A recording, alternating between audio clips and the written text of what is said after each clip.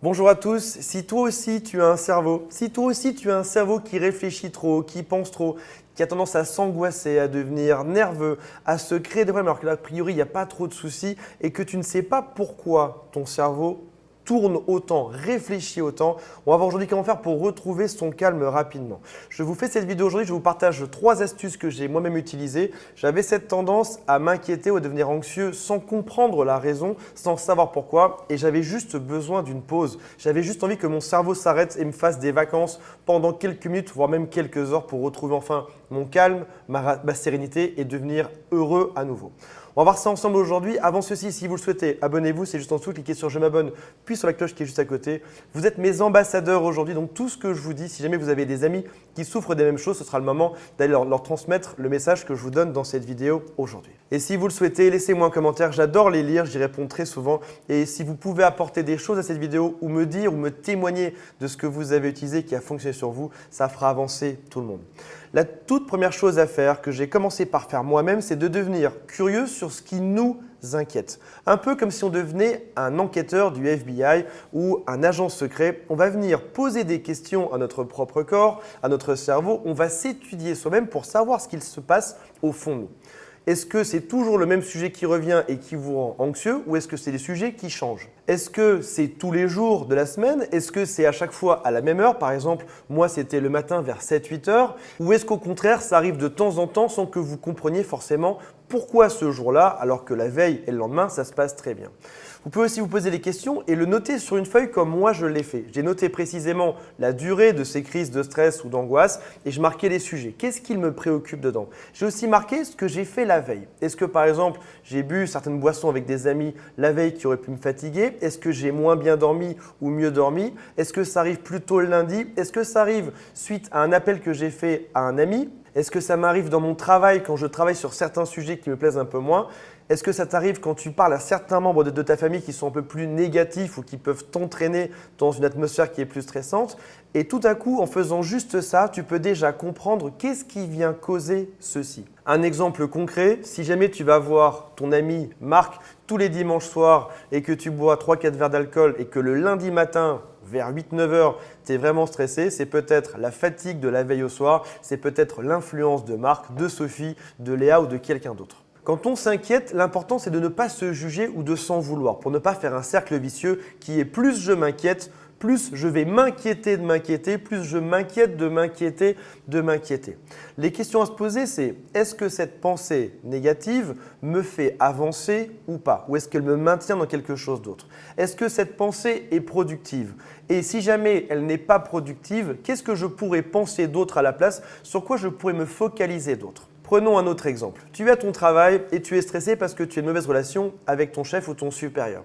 Dans ce cas-là, tu peux facilement te stresser d'une situation qui est toxique ou alors à la place de te stresser de ceci, tu pourrais mettre la même énergie en te disant comment est-ce que je peux changer de travail ou comment est-ce que je peux arranger la chose avec mon supérieur. Donc en gros, plutôt que de stresser sur le résultat, on peut venir mettre cette énergie ou ces ruminations sur résoudre ce problème. Il est important encore une fois de prendre une feuille, un stylo et de noter quand ça arrive, les occurrences, parce qu'on a du mal à se juger soi-même. Si par exemple, ça fait 6 mois que vous êtes stressé, peut-être qu'il y a 6 mois, vous étiez stressé chaque minute, chaque seconde ou chaque 10 minutes ou chaque heure.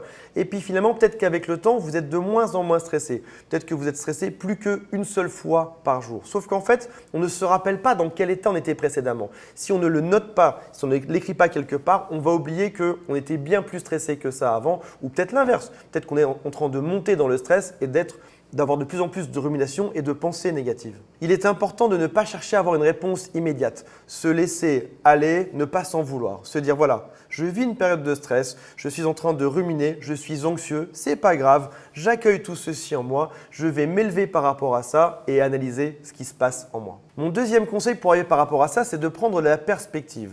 Il y a très souvent dans les vidéos que j'ai faites sur cette chaîne, j'avais une échelle qui était juste derrière moi et je donnais l'image suivante. Imaginez-vous que vous montez sur cette échelle et que vous vous observez vous-même de quelques mètres plus haut de là où vous êtes. Donc en gros, plutôt que de vivre ça à la première personne, dites-vous, voilà, mon corps est en train de vivre ça. Maintenant, dans ma tête, je m'imagine en train de monter de quelques mètres ou de me voir d'en haut et de me demander pourquoi est-ce que je vis ça aujourd'hui? Qu'est-ce qui fait que je ressens ça aujourd'hui? Moi, à l'époque, quand ça m'est arrivé, je l'imaginais moi-même en train de monter sur une échelle et de se dire pourquoi est-ce que Antoine ressent ça aujourd'hui? Qu'est-ce qu'il arrive à Antoine? Et c'est vrai que lorsque ça arrive, c'est stressant. On vit ça à la première personne. Ça a l'air extrêmement vrai et ça a l'air interminable. Mais finalement, on peut regarder un peu à côté de soi. On peut se demander si c'est une vraie peur ou pas. Est-ce que c'est quelque chose qui me met réellement en danger ou est-ce que finalement, c'est juste une peur qui est incohérente, qui n'a pas de sens par rapport à ma propre vie? On peut aussi se demander si cette peur-là aura de l'importance dans 10 ans. Et peut-être même plus proche que ça, est-ce que dans 10 mois, cette peur-là aura encore de l'importance? Ou dans 10 jours, ou dans 10 minutes? Est-ce que le fait d'avoir peur aujourd'hui, le fait d'être stressé, angoissé, est-ce que ça aura encore de l'importance lorsqu'on y repensera dans quelques temps? Donc à partir d'aujourd'hui, je vous donne un super pouvoir. Vous avez la capacité de vous imaginer quelques mètres plus haut de vous-même et de vous observer pour savoir qu'est-ce qu'il vous arrive dans votre vie. Mon troisième conseil, c'est de prendre conscience de la réalité. Un peu comme si on était un chat qui vivait au jour le jour, qui vivait le moment présent. Par exemple, il y a une phrase qui m'a fait beaucoup de bien. Je me suis répété la chose suivante. Quoi qu'il se passe, il y aura toujours de l'air pour respirer demain. Quelles que soient les pires choses qui t'arriveront, tu seras toujours en vie demain. Il y aura toujours de l'air, même si c'est les choses les plus graves du monde. Donc, on respire. On regarde autour de soi, on peut même prendre des objets et toucher leur texture juste à côté de vous. Si par exemple, il y a un citron, vous pouvez toucher la texture de cette chose à côté de vous et vous demander pendant quelques secondes comment ça fait. Qu'est-ce que vous ressentez quand vous touchez ces choses-là? Prenez n'importe quel objet près de vous, une table, touchez-la et demandez-vous quelle est sa texture et qu'est-ce que vous ressentez en touchant cette chose. L'être humain est la seule personne qui a la capacité de s'angoisser en pensant à son passé et des choix qu'il aurait dû faire précédemment ou de s'en vouloir de ce qu'il a dit avant. Et on a aussi la capacité à se stresser pour quelque chose qui n'existe pas encore, le futur. Se demander quelle porte on doit ouvrir aujourd'hui, quelles sont les décisions qu'on doit prendre pour avoir un beau futur. Mais finalement, l'être humain est la seule personne qui a cette capacité à penser au passé qui n'existe pas, au futur qui n'existe pas encore et à se stresser pour ça dans le présent. Donc plutôt que de penser à tout ça, projetez-vous sur aujourd'hui et maintenant.